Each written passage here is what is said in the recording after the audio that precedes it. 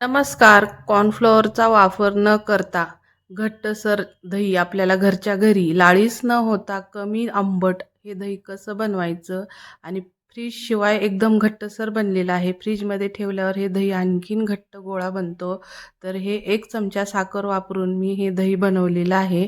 तर व्हिडिओ शेवटपर्यंत बघा. हॉटेलसारखं क्रीमी जसं दुकानात आपल्याला घट्ट दही मिळतं त्याच्यात थोडंही पाणी नसतं.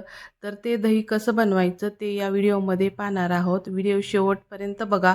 आवडला तर लाईक, शेअर, सबस्क्राईब जरूर करा.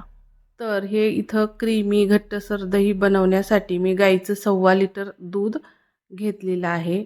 वरचं 1 लिटरचं आपल्याला दही मिळून जातं. वरचं सव्वा माप ते आटतं थोडंसं. इथं गाईचं दूध घेतले थोडंसं पातळसर असतं. तुम्ही म्हशीचं घेतलं तर थोडं घट्ट असतं. गाईच्या दुधाला 10 ते 15 मिनटं मी आटवणार आहे आणि म्हशीचं असेल तर 5-1 मिनिटातच आटवायचं, कारण म्हशीचं खूप घट्ट दही असतं. तर बघा, हे असं गाळून मी दूध घेतलेलं आहे आणि गॅसची फ्लेम मीडियम ठेवलेली आहे आणि सतत हलवायचं आहे हे आपल्याला. आणि थोडंसं ओलसर कढई घेतलेली आहे, त्याच्यामुळं खाली आपलं जास्त काही चिटकणार नाही. जी साई असते थोडीफार ती खाली चिटकते. थोडीशी ओली कढई घ्यायची, पाणी नसावं, फक्त ओली कढईमध्ये दूध टाकायचं म्हणजे खाली चिटकत नाही. तर सतत हलवायचं, फेसाळ असं युक्त होईल असं हलवायचं आणि आटवायचं. तर बघा, हे अशा पद्धतीनं मी हे 15 मिनटं असं हलवत तर ठेवलेलं आहे मीडियम गॅसवर आणि चमच्यानं सतत हलवायचं. त्याच्यामध्ये चमचा राहू द्यायचा म्हणजे उतू जात नाही आणि खाली करपतही नाही. करपलं तर मग त्या दुधाला सगळाच वास येऊ शकतो. त्यामुळे सतत हलवायचं आणि लक्ष राहू द्यायचं. 10-15 मिनटाचंच काम असतं हे, कारण छान आपल्याला दही मिळवायचं असतं. तर आता बघा, साखर घेतली 1 लिटर दुधासाठी ना मी इथं एक चिमूटभर साखर घेतलेली आहे. दूध थोडं जास्त असेल तर 1 चमचा साखर घ्यायची आणि 1 चमचा दही घेतलेला आहे आणि त्याच्यामध्ये 1 चमचा दूध घेतलेला आहे. आता साखर विरघळेपर्यंत हे आपल्याला तिन्ही पण गोष्टी हलवायच्या आहेत. आता एवढं पण आपल्याला विरजण 1 लिटर दुधासाठी लागणार नाही. पण बघा, या पद्धतीनं साखर जर तुम्ही वापरली ना विरजणात, तर एकतर आपलं दही आंबट होत नाही आणि लगेचच ते ॲक्टिव्ह होतं ते विरजण असं टाकल्यावर दह्यामध्ये दुधामध्ये लगेच ते दूध आपलं छान असं विरजलं जातं. लाळीच होत नाही. विशेष म्हणजे लाळीच होत नाही. छान घट्टसर दही आपलं तयार होतं. अगदी हॉटेलमध्ये दुकानात मिळतं तसं. तर बघा, हे दूध मी असं फेसाळयुक्त हलवत राहिलेले आहे. खालीवरी खालीवरी करायचं. एकतर त्याच्यातलं पाणी काही थोडं असेल तर ते पण आटलं जातं. पाणी राहता कामा नये, नाहीतर मग दह्यामध्ये पाणी थोडंसं राहतं. त्यामुळे इतपत हे आपल्याला दूध आटवायचं आहे. आता गरमच दूध असं का स्टँडवर काढायचं आहे आणि ज्या बाऊलमध्ये आपण विरजण लावणार आहोत दह्याचं, त्याच्यात लगेचच गरम गरमच टाकायचं आहे. आपल्याला फेसाळयुक्त असं वरून टाकायचं चमच्यानं.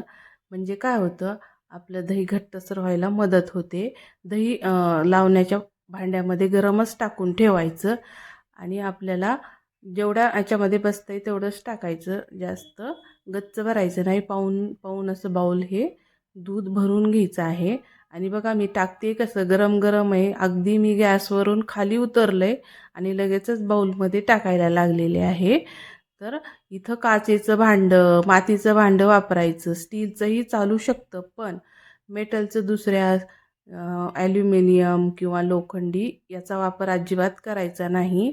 एकतर दूध गरम, परत ते विझल्यानंतर त्याचं रिॲक्शन होतं आणि ते एक वेगळ्याच चवीचं दही तयार होतं. त्यामुळं इथं ना चांगलं भांडं वापरायचं दही लावताना.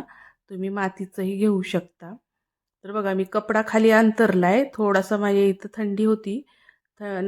गरमी असेल तर कपडा नाही टाकला तरी चालेल, पण तुम्हाला थंडीमध्ये हे प्रोसेस केली ना तर लगेच दही आपलं 5 ते 6 घंट्यात विरजलं जातं.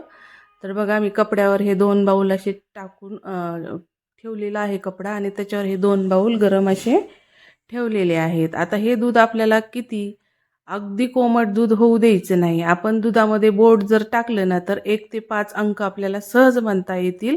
इतपत हे दूध गरम पाहिजे, कोमट नाही.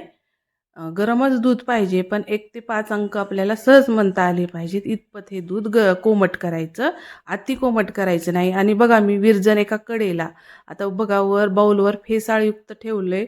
मी म्हणजे त्याच्यावर आपल्याला मलई येणार आहे आणि ती मलई जास्त काही येत नाही पण थोडीफार येते, त्यानं क्रीमी असं आपलं दही तयार होतं. या पद्धतीनंच लावायचं, जास्त ढवळायचं नाही. एक साईडला गरम आहे आपलं दूध, जास्त कोमट नाही.